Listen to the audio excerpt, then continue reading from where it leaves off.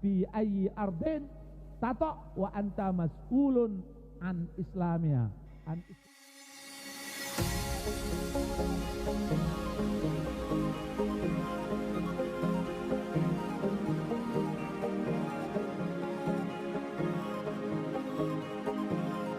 A'udzubillahiminasyaitonirrajim. Bismillahirrahmanirrahim. Assalamualaikum warahmatullahi wabarakatuh. Alhamdulillahi rabbil alamin. Wassalatu wassalamu ala asyrafil anbiya'i wal mursalin wa ala alihi wa ashabihi ajma'in. Amma ba'du. Perkenalkan, saya Maulana Akhyar Hanif. Saya mahasantri jurusan Pendidikan Bahasa Arab semester 3 di Sekolah Tinggi Ilmu Tarbiyah Ar-Raudatul Hasanah. Tujuan saya membuat video ini adalah sebagai tugas mata kuliah kepesantrenan yang diampu oleh Al-Ustadz Radinal Mukhtar Harahap SHI MPD. Pada video kali ini, saya akan membahas tentang lembaga-lembaga pendidikan Islam yang ada di Indonesia.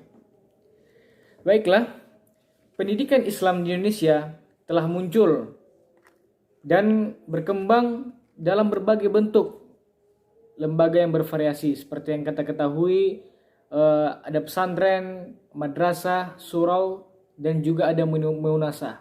Nah, dalam perkembangan pendidikan Islam di Indonesia, antara lain ditandai oleh munculnya berbagai lembaga-lembaga pendidikan di Indonesia. Dari yang amat sederhana sampai yang paling modern.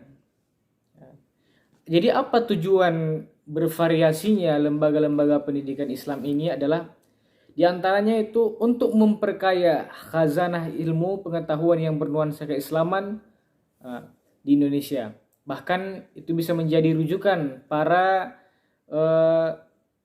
pengelola pendidikan Islam untuk menerapkannya di masa-masa berikutnya. Nah, di antara lembaga-lembaga pendidikan Islam itu, yang pertama ada surau, yang kedua ada madrasah, yang ketiga dan ada juga perguruan tinggi. Nah, baiklah, di sini saya akan menjelaskan ketiganya. Yang pertama surau. Surau berasal dari Minangkabau, Sumatera Barat, Indonesia. Nah, sebelum menjadi lembaga pendidikan Islam, surau ini dulunya sudah menjadi tempat itu sebagai warisan tempat penyembahan agama Hindu dan Buddha, yaitu untuk penyembahan agama Hindu dan Buddha. Yang kemudian di mana surau ini adalah salah satu tempat pelengkap bangunan dari rumah gadang sebagai tempat berkumpul, rapat, dan sebagainya. Surau ini sudah dikenal sejak datangnya Islam ke Indonesia. Jadi surau ini juga menjadi tempat tidur di mana anak laki-laki di Minangkabau itu tidak memiliki kamar di rumah orang tuanya. Namun bila dia sudah mencapai akil dan balik, maka dia tinggalnya di surau. Nah, surau ini menjadi tempat penting perkembangan dan tumbuh pendewasaannya. Dan juga di situ diajarkan agama, diajarkan bagaimana kewawasan pendidikannya. Nah, setelah Islam datang, surau ini tidak jauh fungsinya dari setelah sebelum datangnya Islam. Juga difungsikan sebagai tempat pengajian, namun lebih banyak ke agama Islam. Pengajian, sholat juga diadakan dalamnya, zikir, tahlil, dan yang lainnya. Dan surau ini juga sebagai tempat pendidikan Islam, di mana sekarang itu dapat dikatakan sebagai bisa jadi tempat musola. Selanjutnya yang kedua adalah madrasah. Madrasah berasal dari bahasa Arab yang berarti madrasatun, artinya tempat atau wahana untuk mengenyam proses pembelajaran. Dalam bahasa Indonesia, madrasah disebut dengan sekolah, yang berarti lembaga atau bangunan untuk memberi pengajaran. Jadi sekolah ini memiliki makna yang luas, bukan hanya sebagai bangunan lembaga pendidikan itu saja. Namun sekolah ini juga dapat dikatakan dalam bahasa Indonesia itu sebagai rumah istana, perpustakaan, kutab, dan juga dalam bahasa Arab dikatakan ibu juga dapat sebagai madrasah. Al-ummu madrasatun.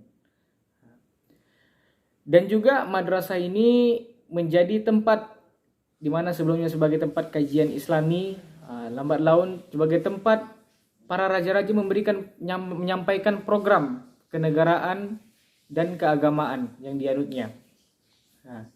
Kemudian berkembangnya zaman, sekolah ini juga dimasukkan dalamnya ilmu-ilmu umum seperti ilmu biologi, ilmu bumi, dan ilmu-ilmu yang lainnya.